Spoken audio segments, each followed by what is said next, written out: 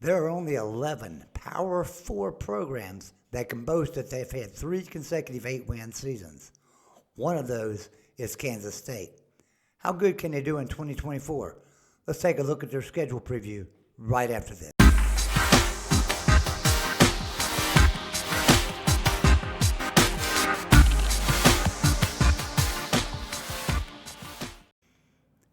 Hello everyone, I'm Joey Foster. Welcome in to a brand new channel right here on the Voice of College Football called the Big 12 channel.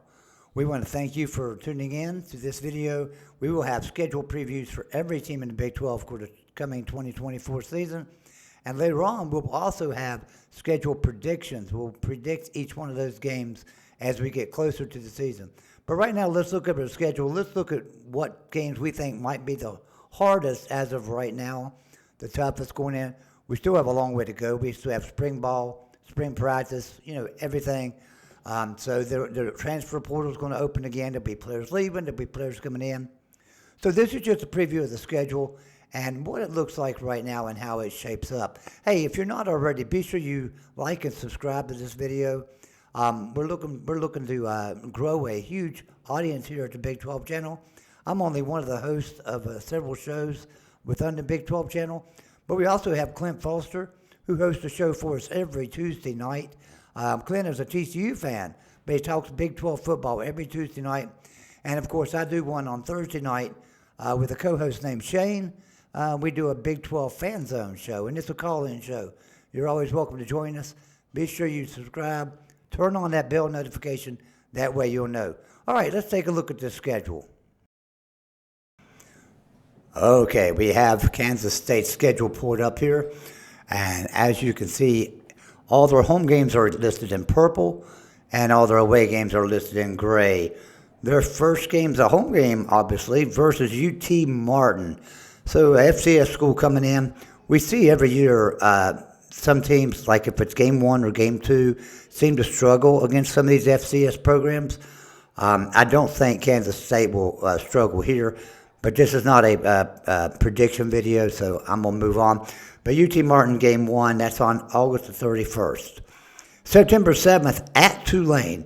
That could be a very interesting game. Tulane, always a pretty good program. I don't know what they've lost as far as production from last year, but Tulane's always a pretty good program, so that could be a tough one. Then September the 14th. Now, this game is scheduled either September 13th or 14th, so either a Friday or a Saturday game, and that game is Arizona, and they get them at home. So this game's played at Bill Snyder Family Stadium, either Friday the 13th, Saturday the 14th.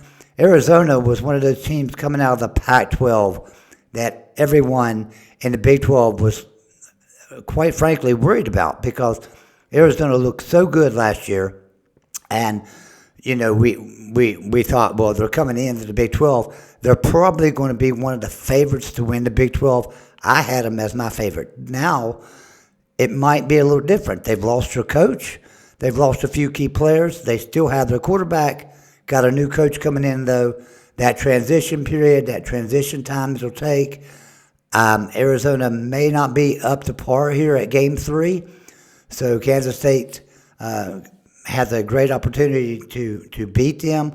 Luckily, to get them earlier in the year. I think if this game was later in the year, Arizona would probably have a much better chance of beating Kansas State. Being third game on the schedule for this year, I'm not seeing that. But this isn't a prediction video, like I said. All right, so after Arizona, they go to BYU. Now, when you go to Provo, that's tough. You're getting out there. You're getting into the mountains of Provo, Utah. BYU, always a pretty good program. Last year didn't show it. Their first year in the Big 12 didn't do too well. But BYU, of all the 4 newcomers from last year, all of them were Group of 5 except BYU. I didn't really consider them a Group of 5, even though they did play a lot of Group of 5s. They also played quite a few Power 5 programs. I figured BYU would make the transition better than anybody else. As it turned out, none of them done very well, the new programs. So can BYU turn it around this year? That's what we'll find out. But that's September 21st at BYU. All right, then September the 28th, Oklahoma State, and they get Oklahoma State at home. That's a big thing there. It's a big difference in playing Oklahoma State at Oklahoma State or playing them at home. But Kansas State, such a good program. Oklahoma State, always a great program under Mike Gundy. Probably one of the best Big 12 coaches there is today. So always an interesting game. Then they have a bye week. They come off of the Oklahoma State game with a bye week, which is probably good. They can recover after Arizona, BYU, and Arizona State. 3 tough games. They get to recover for a week, and then they go to Colorado. So, yeah, they're taking the mountain tours here, aren't they? They went to Provo. Now they're going to Boulder and Colorado Saturday, October the 12th. Deion Sanders last year, I think everybody had him sitting on a pedestal that they were going to win 10, 11, 12 games. Come on, season 1 for a coach, not going to happen. Season 2 can be different, though. So how good can Colorado be this year? And are they as good as Kansas State?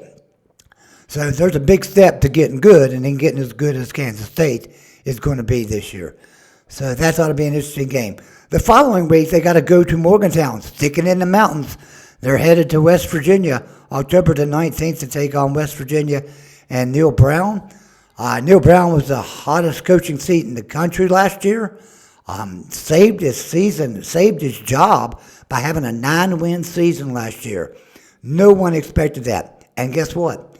West Virginia returns all that production back. So this could be a very, very good game.